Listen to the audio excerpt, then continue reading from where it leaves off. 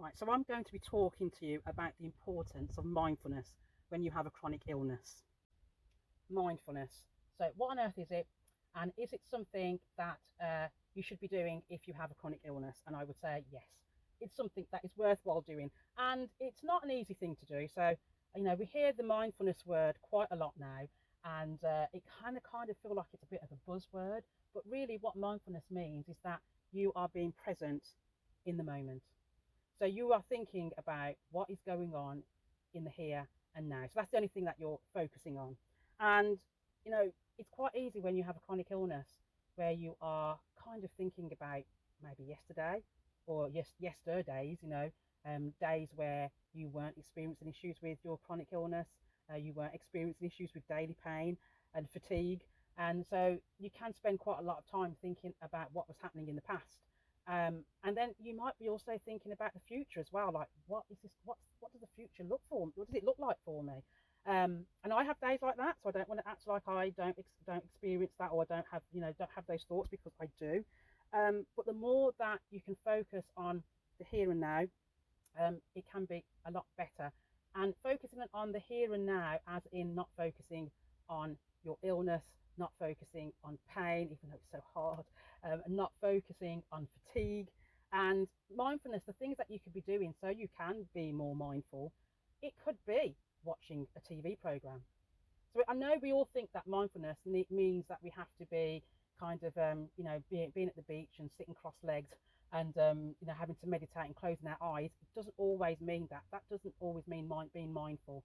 If you are being present in the here and now, that could be listening to something great or a podcast, or that could be watching a good film or watching something on TV, because you are being mindful of what you are consuming, whether that's something you're hearing, if that's music, or whatever you are seeing, but you're not focusing on your illness, and that is being mindful.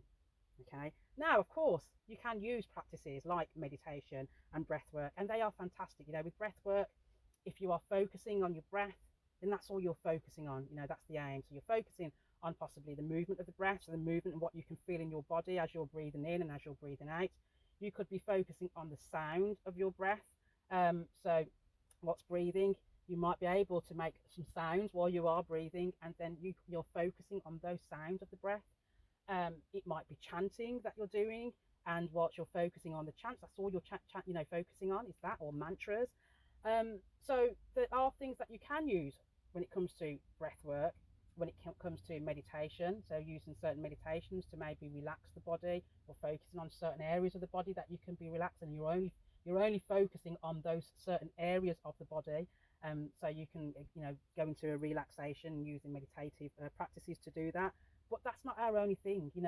Going for a walk, focusing on the walk, or just taking in what you can see whilst you're out in your walk. That's being mindful. So don't think of being, mindfulness is all about having to meditate or all about breath work. No, there's other things that we can be doing that can be mindful. Art can be mindful. If you love drawing, that can be mindful. If you love doing puzzles or things like that, something that can take your mind away from whatever's going on with your chronic illness, but you can be switching your focus to something totally different. And this, I saw a study as well, which is led by somebody called Fadel Zedan. I think that's his name. I'm trying to pronounce it properly. But he said that he found that mindfulness meditation significantly reduced pain. And they found that brain images of participants who received mindfulness as treatment had less activation in the parts of their brain that managed pain messages.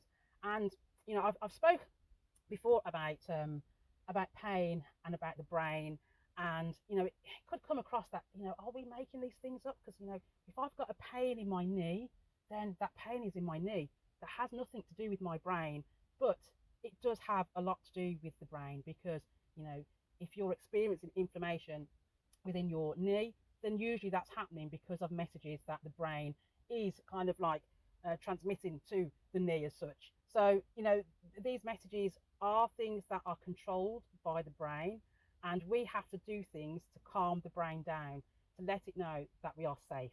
So mindfulness, think about it and see if that's something that you could bring into your life. Hello, Cheryl here. Right, so I have a newsletter called Cheryl Shares, and with my newsletter, I talk about the ups and downs of living with a chronic illness.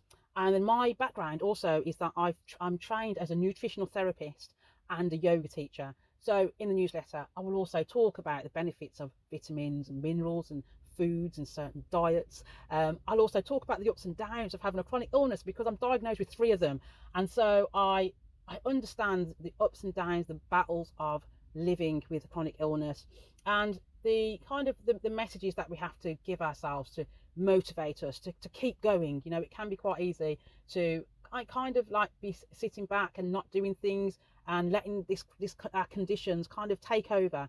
So this is about motivating you to get moving and to be doing things, and to not let these things rule us. We don't want to be ruled by chronic illness. So if you are interested in my newsletter, if you go into the description area, click on the link and then come and join me. Okay, so you take care.